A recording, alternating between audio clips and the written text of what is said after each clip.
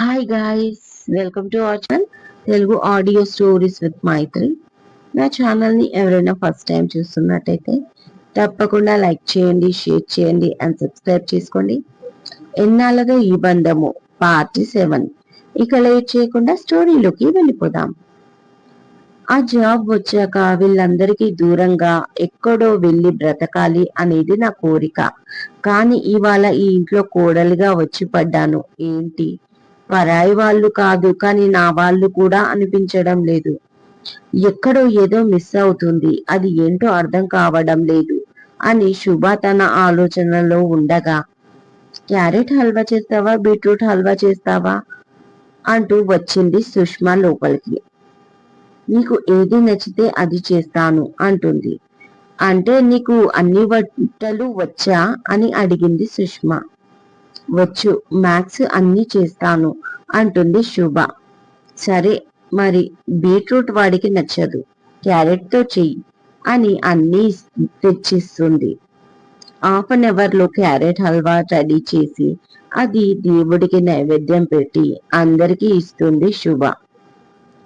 సాయంత్రం ఇంట్లో సత్యనారాయణ స్వామి వ్రతం చేస్తారు.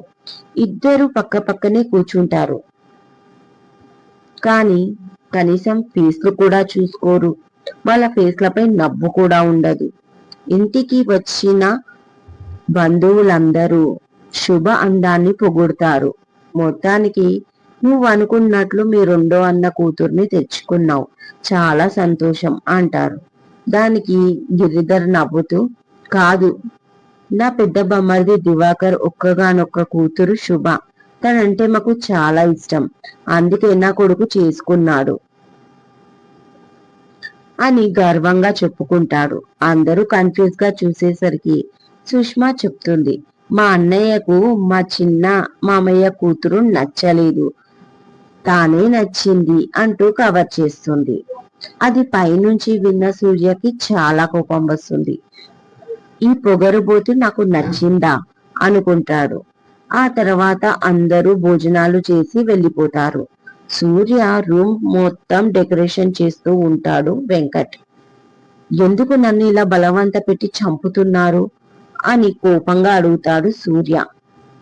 ఏంట్రా, నువ్వేమైనా ఆడపిల్లవా? ఒక నైట్కి నిన్ను నేనేమైనా మాట్లాడుకున్నానా అని వెంకట్ అనగానే పక్కనే ఉన్న సుష్మ గిల్లుతుంది. అబ్బా, నువ్వు పక్కనే ఉన్నావని మర్చిపోయాను డార్లింగ్ అంటాడు వెంకట్. నీకు సిగ్గులేదు అంటూ బయటికి వెళ్ళిపోతుంది సుష్మ. బావా, మీకు అంత జోక్గా ఉందా? నాకు ఆ అమ్మాయి నచ్చలేదు, మీకు అర్థం అవుతుందా అరుస్తాడు సూర్య. అర్థమైంది బామ్మర్ది, ఈ ఒక్క రాత్రి గడిస్తే అన్ని సర్దుకుంటాయి. మొత్తానికి నువ్వు ఒక ఇంటివాడివి అయిపోయావు, నాకు చాలా సంతోషంగా ఉంది అన్నాడు వెంకట్.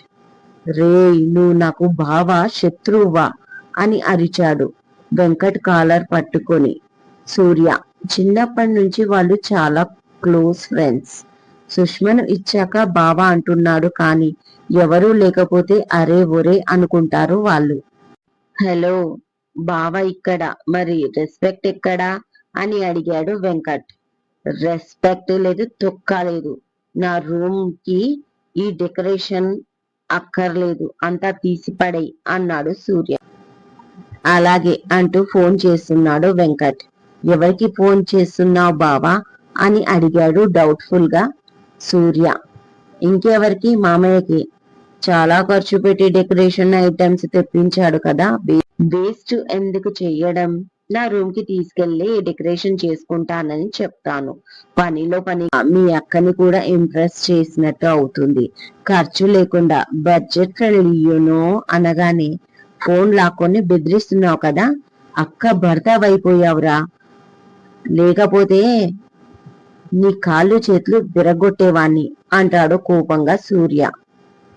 అయితే మీ అక్కని చేసుకుని మంచి పని చేశానంటావు, మొత్తానికి నువ్వు నా కాళ్ళు పట్టుకున్నావు, అది చాలు మనకి అంటూ బయటికి వెళ్ళిపోతాడు వెంకట్. 10 నిమిషాలకి పాల గ్లాస్ తీసుకొని శుభ లోపలికి వస్తుంది. తనని చూడగానే ఒళ్ళు మండిపోయింది సూర్యకి.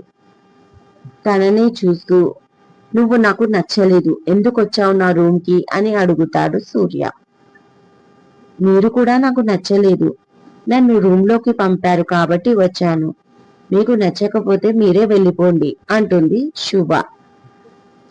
ఏంటి పొగరు చూపిస్తున్నావు? ఇది నా రూమ్ అన్నాడు కోపంగా సూర్య. అవునా, ఇందాక అత్తయ్య ఇకపైన ఇది నీ రూమ్ కూడా అని చెప్పింది నాకు. అంటే మనమిద్దరం షేర్ చేసుకోవాలా ఈ రూమ్ ని? నాకైతే అసలు ఇష్టం లేదు, సపరేట్ గా ఉంటేనే ఇష్టం అంటుంది శుభ అమాయకంగా. నీకు పిచ్చా? ఇది నా రూమ్. నీకు నచ్చకపోతే నువ్వే బయటికి పో, నన్నెందుకు బయటికి పొమ్మంటున్నావు అని పైకి వస్తాడు సూర్య. మీరెందుకు అలా బీపీ పెంచుకుంటున్నారు? ఇప్పుడు ఏమైందని? ఒక రూమ్ ఇద్దరు షేర్ చేసుకోవాలి అంతే కదా, అడ్జస్ట్ అవుతా, గొడవ ఎందుకు? మీరు పైన పడుకోండి, నేను ఇక్కడ కింద పడుకుంటాను అంటుంది శుభ. అలా అని ఒకే రూమ్ లో ఉన్నట్లు మనం బిల్డప్ ఇచ్చుకోవాలా? అవసరం లేదు, వెళ్ళు బయటికి అంటాడు చాలా కోపంగా సూర్య. నేను మాత్రం వెళ్ళను, వెళ్ళేది ఉంటే మీరు వెళ్ళండి అంటూ సోఫాలో కూర్చుంది పాల గ్లాస్ పట్టుకొని శుభ. నీకు సిగ్గు లేదా అని అడుగుతాడు. ఎందుకు లేదు, ఉంది కాబట్టి ఒంటి నిండా బట్టలు కట్టుకున్నాను. కానీ మీకు బుద్ధి లేదు కాబట్టి. ఒక ఆడపిల్ల బయటికి వెళ్లి హాల్లో ఎక్కడ పడుకుంటుంది? అసలే కొత్త చోటు అన్న సెన్స్ లేదు అంటుంది చాలా నార్మల్ గా. ఇక ఆ మాటలకి కోపం పిక్స్ లోకి వెళ్ళిపోతుంది సూర్యకి. అసలు నిన్ను ఇలా కాదు అంటూ తన చెయ్యి పట్టి లాగి డోర్ వరకు తీసుకెళ్లి బయటికి బలంగా తోసేశాడు. పడబోతున్న శుభని గిరిధర్ పట్టుకుంటాడు. వెంటనే కొడుకుని కోపంగా చూడడంతో సూర్య కాస్త తండ్రికి భయపడి సైలెంట్ గా తల దించుకుంటాడు. అనుకుంటూనే ఉన్నాను నువ్వు ఇలాంటిదేదో చేస్తావని. ఇంట్లో నువ్వు ఒక్కడివే కాదు, తనకి మేము కూడా ఉన్నాం. నీకు నీ భార్య అవసరం లేనప్పుడు తనకి భర్త అవసరం కూడా లేదు అని కోపంగా అంటూ ఆమెను తీసుకొని కిందికి వెళ్ళి తనకు ఒక రూమ్ చూపిస్తాడు. ఇక పైన ఇది నీ రూమ్ అంటూ. అది చూసి వసంత ఆశ్చర్యపోతుంది. ఏమైంది అని అడుగుతుంది. ఇంకా అర్థం కాలేదా? అమ్మాయి విలువ వాడికి తెలియట్లేదు. అది తెలిసే వరకు తను ఈ రూమ్ లోనే ఉంటుంది, మన కళ్ళ ముందు. తనకి ఎలాంటి ఇబ్బంది కలగకూడదు అని చెప్తాడు. దాంతో సైలెంట్ అయిపోతుంది వసంత. ఆ మాటలు విని సుష్మా శుభని ఆ రూమ్ లోకి తీసుకెళ్తుంది. నువ్వు ఏమీ అనుకోకు, వాడు కాస్త కోపంలో ఉన్నాడు అంతే తప్ప వాడేం చెడ్డవాడు కాదు అంటుంది సుష్మా. పర్వాలేదక్క, నేను అర్థం చేసుకోగలను.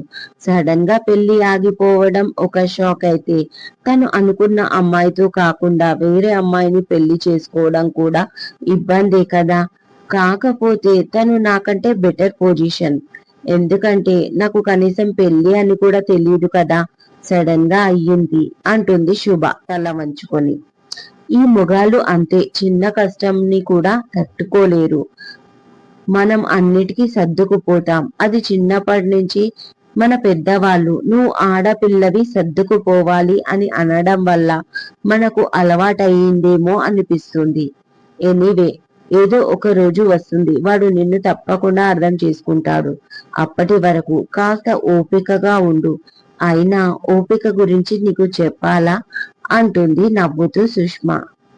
అంటే నాకు అంత ఓపిక అని అక్కకి ఎలా తెలుసు అని మనసులో అనుకుంటుంది.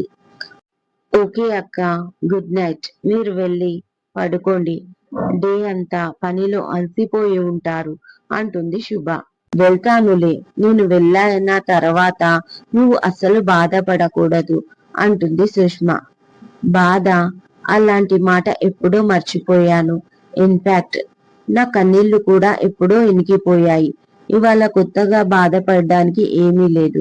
కాకపోతే నేనిక్కడ కొత్త, ఎలా రియాక్ట్ కావాలో నాకు అర్థం కావడం లేదు అంటుంది శుభ.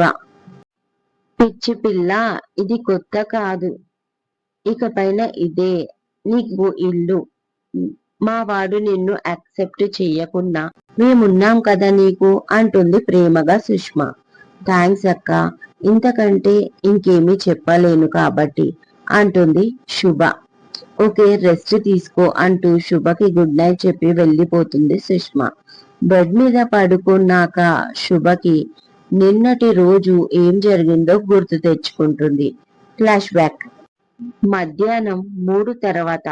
విమల, అమ్మాయిని కాసేపు పడుకోమను. మళ్ళీ మండపానికి వెళ్లి లగ్గం మొదలు పెట్టాక అత్తారింటికి వెళ్లేసరికి ఎంత టైం అవుతుందో ఏమిటో అంటుంది ఆ పెళ్లికి వచ్చిన చుట్టాల్లో ఒక పెద్ద ముత్తైదువ. అలాగే అత్తమ్మా, నేను అదే అనుకుంటున్నాను అంటూ రూంలోకి వెళ్ళి రవలి కాసేపు పడుకోవే అంటుంది విమల. పడుకుంటాను కానీ చిన్న పని ఉందమ్మా అంటుంది రవలి ఫోన్ చూసుకుంటూ. ఏంటా పని అని అడుగుతుంది విమల. మన ఊరి గుడికి పెళ్లి పిల్లను చేశాక ఒకసారి వెళ్ళి దర్శించుకొని వస్తానని మొక్కుకున్నాను అంటుంది రవలి. ఇదండి ఇవాళటి ఎపిసోడ్. ఈ ఎపిసోడ్ మీకు నచ్చినట్టు అయితే నాకు కామెంట్ లో చెప్పండి. అలాగే లైక్ చేయండి, షేర్ చేయండి, సబ్స్క్రైబ్ చేసుకోండి నా ఛానల్ ని. మరొక మంచి ఎపిసోడ్ తో మీ ముందు ఉంటాను. మైత్రి.